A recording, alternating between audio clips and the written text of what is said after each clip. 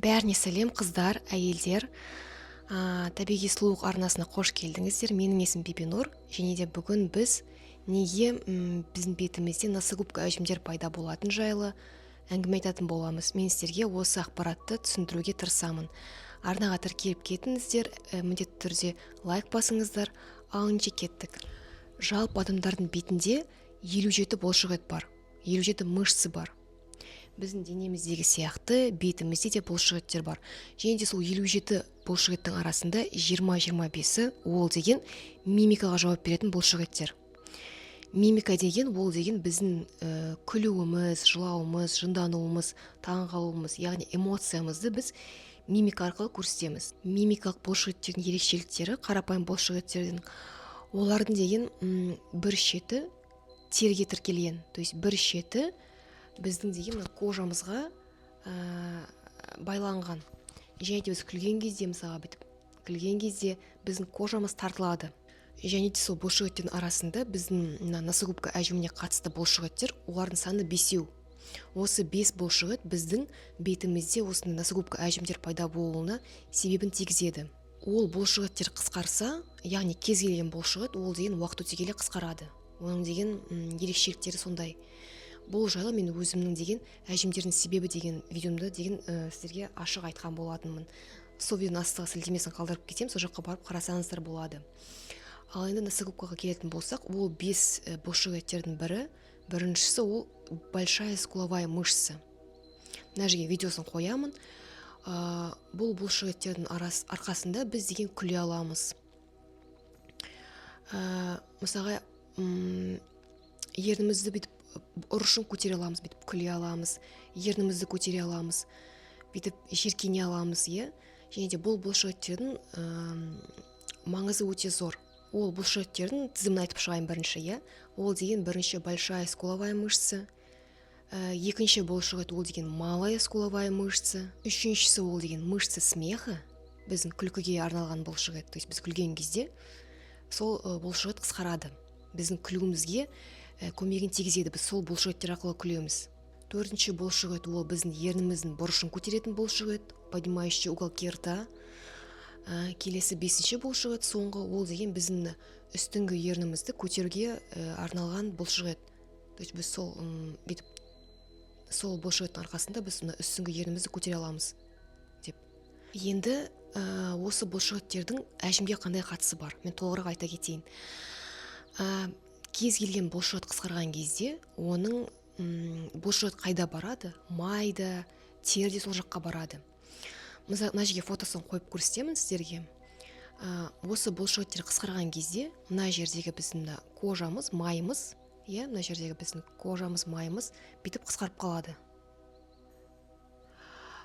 Көп адамдар деген осы носогубка пайда болған кезде мына жердегі бұлшықетті кінәлайды. Және де осы большая скуловая, малая скуловая мышца смеха, осы бұлшықеттердің барлығы қысқарса, спазм болса, то есть бұлшықеттер норма тонуста болады, то есть тонус нормальный болады. Біз оларды қинамасақ, біз оларды қысқартпасақ, олардың тонусы нормальный болады. Бірақ та егер біз оларды қысқарта берсек, қайта-қайта күле берсек, постоянно жымия берсек, то есть бұл деген біздің бұлшықеттерімізді қысқартады. Және де спазм болады біздің бұлшықеттеріміз. Және де осы бұлшықеттер қысқарса, бізде деген носогубка пайда болады. Біз мына терімізді үстіге көтеріп алып кетеді. Және де бүгін соны тексеретін боламыз. Сізде деген осы бұлшықеттер спазм ба, түскен бе, әлде түспеген бе? Бұны тексеру өте оңай. Ол үшін ваннаға барып, ең алдымен қолдарыңызды жуып келіңіздер. Бұл тез өте. Немесе осындай медицинский қолапты алып, сонымен жасасаңыздар болады. Қазір көрсетем қалай істеу керектігін, қалай тексеру керектігін. Сіздің осы бұлшықеттеріңіз спазмда ма, әлде спазмда емес пе? Мінекей қолғаптарыңызды алыңыздар да оң қолдарыңызға киіңіздер, және де сол жақтарыңызды тексеріңіздер. Сол жақ носогубканы, немесе сол қолыңызбен оң жақ тексересіздер. Противоположный жақты істейсіздер. Қараңыздар, мына саусақты аласыздар да, мына үлкен саусақты. Мына жердегі мына бұлшықеттерді созып көресіздер. Егер де мына бұлшықеттер созылған кезде ауырса, значит сізде деген спазм бар. Надеюсь, меня слышно, мен естіп тұрсыздар ғой, Қараңыздар, былай аласыздар да кигізесіздер бүйтіп саусақтарыңызды. мінекей.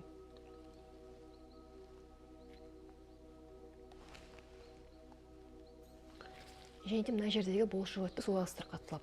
Ну так қатылап деген кезде нормально.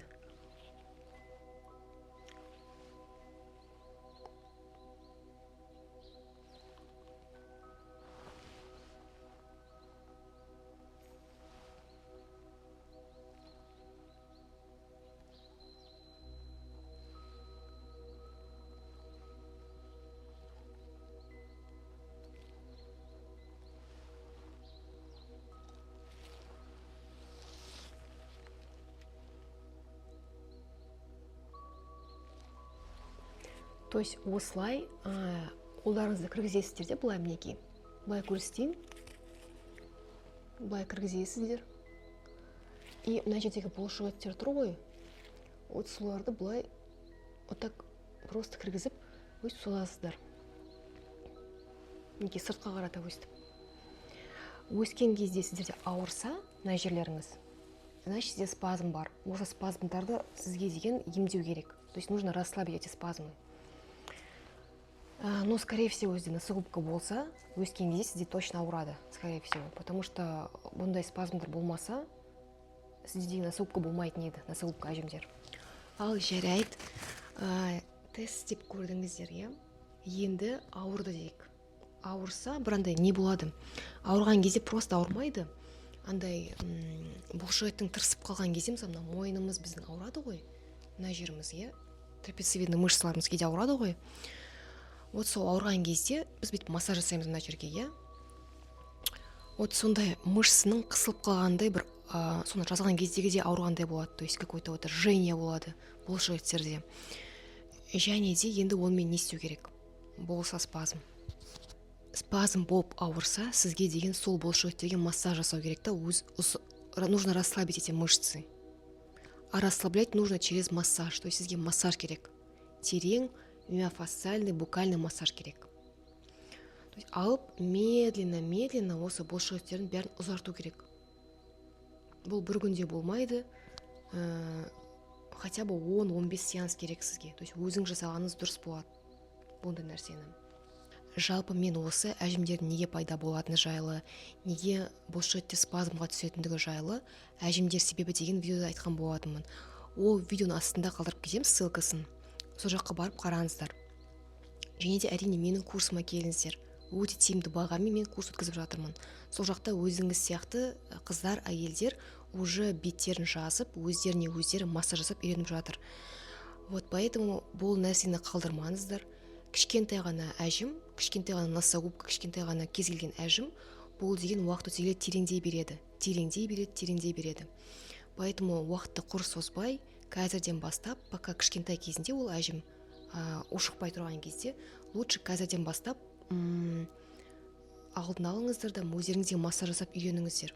Бұл сіздерге өздеріңізге жақсы, өздеріңізге тиімді кез келген альтернативаларға қараған кезде, то есть ботокске қараған кезде, пластикалық операцияларға қараған кезде, кез келген нәрсеге қараған кезде массаж ең жақсы, ең табиғи, ең осындай органический способ.